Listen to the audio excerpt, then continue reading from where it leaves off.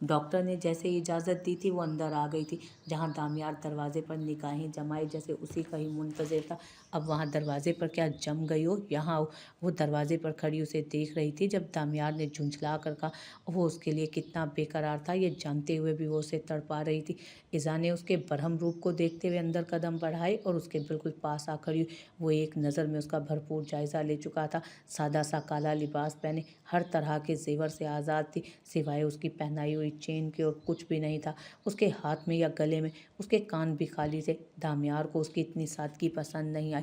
वो चाहता था कि उसके नाम का सिंगार करे, हाँ, लेकिन यकीनन फ़िलहाल वो इस हाल में नहीं थी। मुझे तुम्हें गले लगाना है, बहुत टाइट हग करना है, आई नीड अ हग। वो उसका चेहरा देखते फरमाइशी अंदाज में बोला, आपकी तबीयत ठीक नहीं है, अभी आपको आराम की ज़रूरत है। फ़िलहाल अगर मैं आपको हग दूंगी तो आपके ज़ख्मों में दर्द उठेगा ना, गोली लगी है आपको। उसका चेहरा देखते हुए बोली थी, इज़ा मुझे ये सारी बातें नहीं सुननी, मेरा दिल कर रहा है तुम्हें गले लगाने का, तुम्हें अपनी धड़कन के करीब महसूस करने का। मैं तुम्हारी धड़कनें सुनना चाहता हूँ, तुम्हारे बालों की खुशबू महसूस करना चाहता हूँ।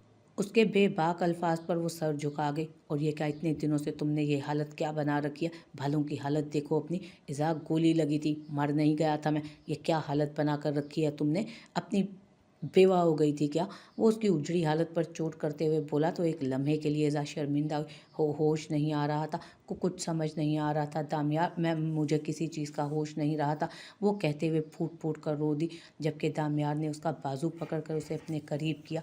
उसके सीने पर सर रखे वो और ज़्यादा रोने लगी। उसके आंसू ख़त्म होने का नाम नहीं ले रहे थे।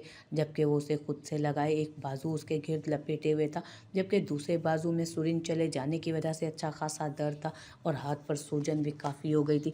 इसलिए तकलीफ की वजह से वो उस हाथ को आहिस्ता से उसकी कमर के गिर्द हाइल कर चुका था। ये सिल्की बालों की नाजुकी महसूस करते वो उसके बालों की जड़ों को सहलाने लगा, जबकि धड़कनों में इश्तियाल बरपा था।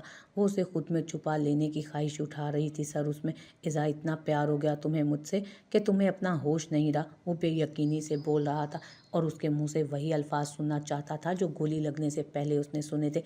जबकि इज़ा कोई भी जवाब दिए बगैर रोए जा रही थी। उसके सर के बिल्कुल साथ वाली जगह पर ही उसे गोली लगी थी, लेकिन उस वक्त उसे किसी दर्द, किसी तकलीफ का एहसास नहीं हो रहा था। इज़ा के आंसू उसके सीने को भिगो रहे थे और वो हर चीज़ भुलाए उसके आंसुओं की परेशानी लिए बैठा था। इज़ू यार, बस कर दो, हालत बिगाड़ ली है तुमने अपनी आंखों की।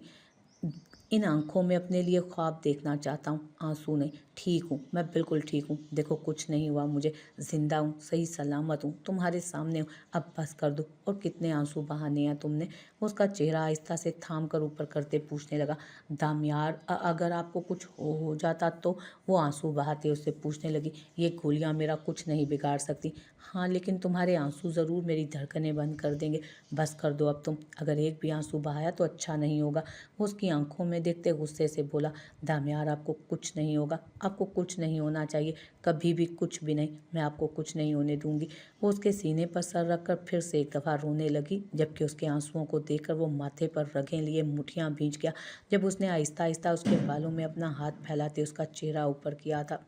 मुझे राहत चाहिए, सकून चाहिए, और मेरा सकून तुम्हारी आंखों के आंसुओं में नहीं है, तुम्हारे पुरसकून चेहरे में है।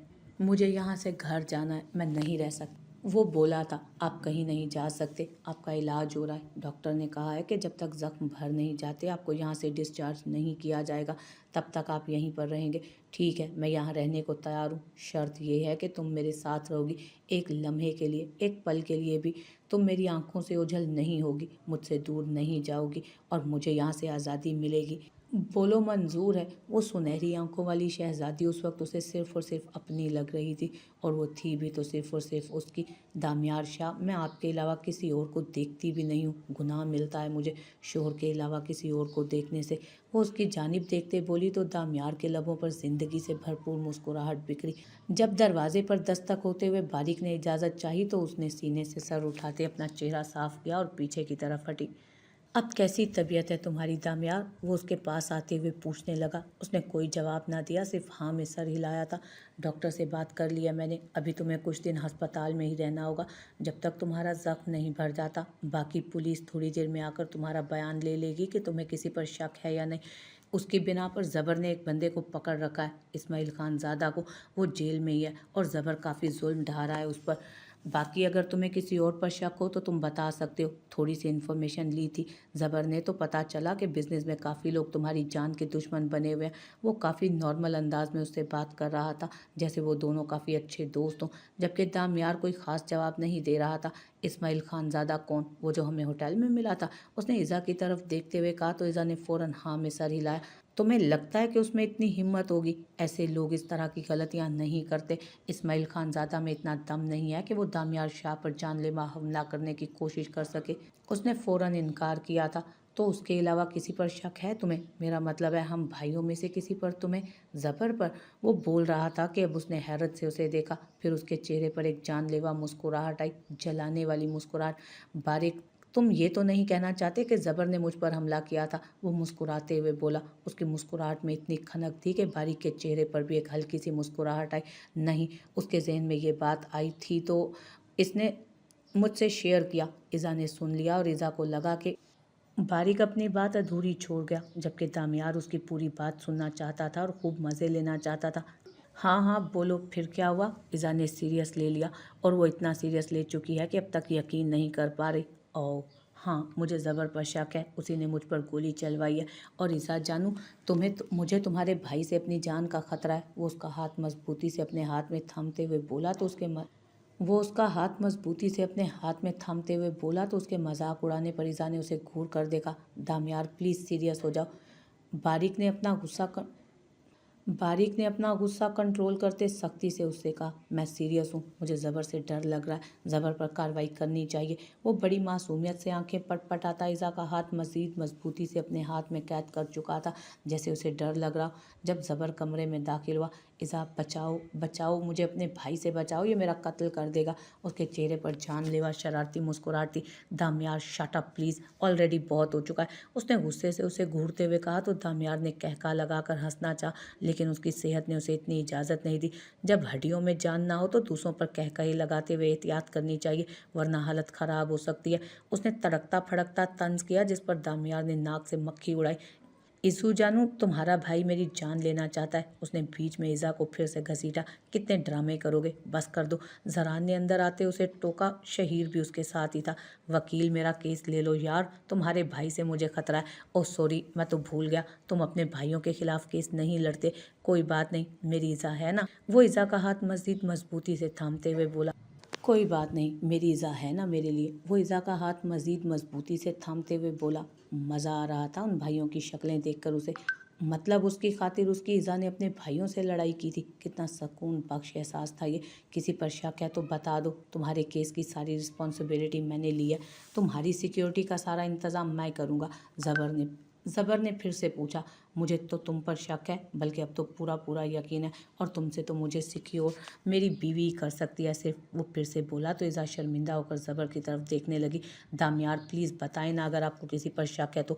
वो शर्मिंदा शर्मिंदा सी बोली थी। अपने भाई को क्या कुछ नहीं कहा था उसने, कितनी बददुआएं दे डाली थी उसने, और उसका शोर मजाक बना रहा था इस चीज़ का। असफन शिराजी यार, उसने एक नाम लेते हुए ज़बर की जानिब देखा। काफ़ी मशहूर बिजनेसमैन था, बारिक की नज़र में था, लेकिन ज़बर उससे कुछ खास नहीं जानता था। शक की वजह, मेरा मतलब है दुश्मनी की नोयत क्या है? वो मज़ीद पूछने लगा। इज़ा तुम जाओ, फ्रेश हो जाओ, चेंज करो, बाल बनाओ, तब तक मैं ये बोरिंग सा टॉपिक ख़त्म करता हूँ। वो प्यार से उसे देखते हुए बोला, नहीं, मुझे भी जानना है। इज़ा, मैंने कहा जाओ, तुम्हारे मतलब की चीज़ नहीं, तुम जाओ, फ्रेश हो जाओ। अब की दफ़ा वो उसकी बात काटते हुए ज़रा सख्ती से बोला। उसका घूरना उन चारों को पसंद नहीं आया। दिल तो चाहा कि जिन आंखों से वो उनकी बहन को घूरा है उसकी आंखें निकाल दें, लेकिन फ़िलहाल खामोश रहना ही बेहतर था। इज़ा के जाने के बाद वो फिर से उनकी तरफ मुतवज्जो हुआ। शिराजी अपनी बीवी से बहुत ज़्यादा प्यार करता था, लेकिन उसकी बीवी ने मुझे एक पार्टी में देखकर मेरी तरफ कदम बढ़ाए थे। खूबसूरत थी, मैं भी थोड़ा बहुत इंटरेस्ट लेने लगा। उसने बोलना शुरू किया तो गुस्से से किसी की मुठियाँ भिंची तो किसी की माथे की रगें वाज़ें हुईं। ज़रान तो हाथों की नीली लकीरें तक बाहर निकल कर उभर रही थी। हाँ, वो उनकी बहन का शौहर था जो उन्हें अपने पुराने अफेयर्स की दास्तानें अपनी इतनी दिलजोई से सुना रहा था। ज़बर पुलिस वाले बनकर सुनो, मेरी बीवी के भाई नहीं, ये सारे किस्से पुराने हैं। उसकी बीवी मुझ में इंटरेस्ट लेने लगी। उसने मुझे अच्छी ऑफ़र दी तो मैंने कहा चलो एक रात गुजारने में क्या। वो बोल ही रहा था कि ज़रान गुस्से से बाहर निकल गया। अपनी बकवास जारी रखो दामियार शाह, हम सुन रहे हैं। तुम्हारी अय्याशी की दास्तान बार बार सुनने का हौसला नहीं है हमें, उसने इंतहाई गुस्से से कहा। मैंने उसके साथ एक रात गुजारी थी और ये शिराजी को पता चल गया। फिर क्या, उन दोनों में लड़ाई झगड़ा शुरू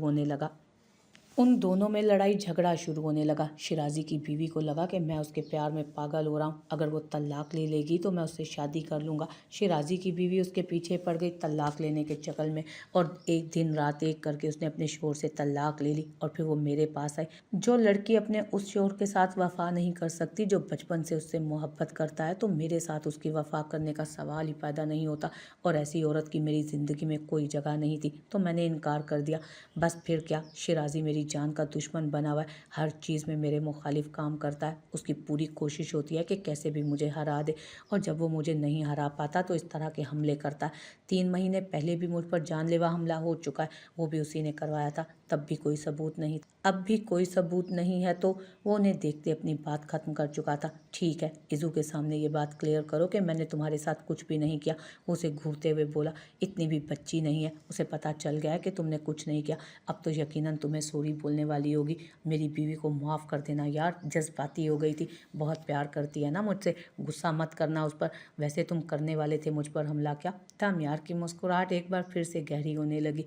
दामियार शाह, अगर मामला मेरी बहन का नहीं होता तो यकीन करो इस वक्त हम तुम्हारे जनाजे में होते। लेकिन हाँ, ये अलग बात है कि मामला तुम्हारी बहन का है और इस वक्त तुम मेरी ज़िंदगी की दुआएं मांग रहे हो। वो उसकी बात काटता एक दफ़ा फिर से जलाने वाले अंदाज में बोला।